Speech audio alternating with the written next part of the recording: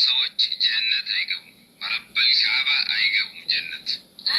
ቪዲዮ እንደተመለከታችሁት ከሆነ እንግዲህ ይህ ኡስታዝ በሚያሳዝንና በሚገርም መልኩ ጥቁሮች ጀነት አትገቡም እያለን ነው። ይህም አምላኩ ቀድሞውኑ ጥቁሮችን ለጀሃነም ስለፈጠረ ነው። በሚሽካት አልመሳቢ 119 ላይ ነብያቸው እንዲህ ብሏል። አላህ አደምን ሲፈጥር የቀኝ የኦርቶዶክስ ተዋህዶ ቤተክርስቲያን አባቶች ለምን ጥቁር ይለብሳሉ? ምእመናኑ ለምን ነጭ ልብስ ይለብሳሉ? ብዙ ጊዜ ልብ ብላችሁ አይታችሁ ከሆነ የኦርቶዶክስ ሰባኪያን ገነት የሚገባው ነጭ ልብስ ተለብሶ ነው ይባላል። ለምንድን ነው ጥቁር ልብስ ተለብሶ ገነት የማይገባው? ለምንድን ነው የኦርቶዶክስ አባቶች ጥቁር የሚለብሱት? ለምንድን ነው በኦርቶዶክስ ስዕላት ላይ መላእክት ነጭ ናቸው፣ ሰይጣን ጥቁር ነው? ሰይጣን ጥቁር መሆኑን አይቶ የነገራችሁ አለ ወይ?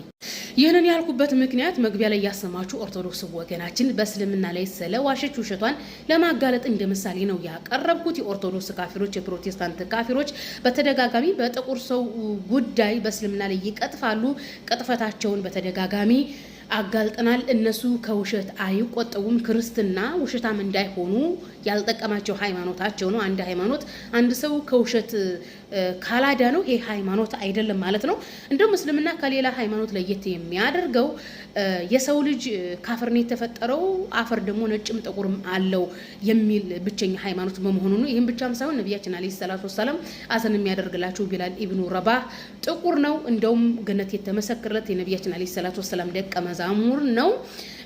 አንገተ ረጅሙ ገነት የተመሰከረለት ጥቁሩ ቢላል የነቢያችን ሰሃባ ባልደረባ ሆኖ ሳለ ክርስቲያኖች ሳይታክታቸው ይዋሻሉ። እስኪ ነቢያችን ስለ ነጭ ሰውና ስለ ጥቁር ሰው የተናገሩበትን ሐዲስ ሱና አቢ ዳውድ 4693 ላይ ነቢያችን አለይሂ ሰላቱ ወሰለም የአዳም ዘር ከአፈር ነው የተፈጠረው፣ አፈር ደግሞ ነጭና ጥቁር አለው፣ የሰው ልጅ እኩል ነው፣ ሰው ከአፈር ነው የተፈጠረው ብለው ነው ነቢያችን ያስተማሩት።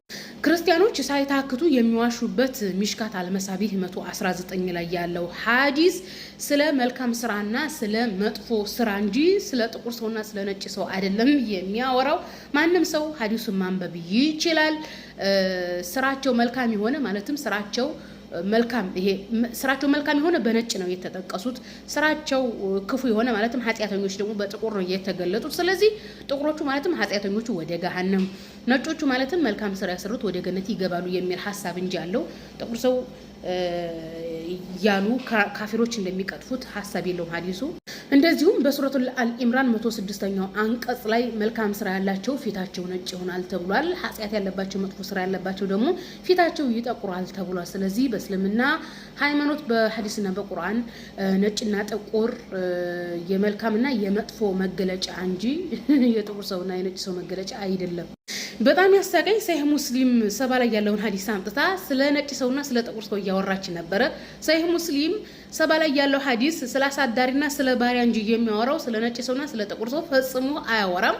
በሰው ልጅ የህይወት ታሪክ በድሮ ዘመን አሳዳሪና ባሪያ ብሎ ማለት በነጭና በጥቁር ሰው መካከል ብቻ አይደለም፣ ነጮችም ለባርነት ይዳረጋሉ። ለምሳሌ በአይሁድ ታሪክ አይሁዶች በባቢሎን ምርኮ ተማርከው ለባርነት ውለው ነበር። እንደውም አይሁዶች እስከ አውሮፓ ድረስ የሄዱት በመስቀል ጦርነት አማካኝነት፣ በሮማውያን አማካኝነት በባርነት እየተያዙ ይሄዱ ነው። እንግዲህ የዚችን የልጅ ድንቁርና በጣም አስቆ ነው። ሽራ አድርጋችሁ ድንቁር ነው እንትረዳ። ባሪያ ብሎ ማለት ጥቁር ነው የሚመስላቸው በቃ ካፊሮች ማለት ነው።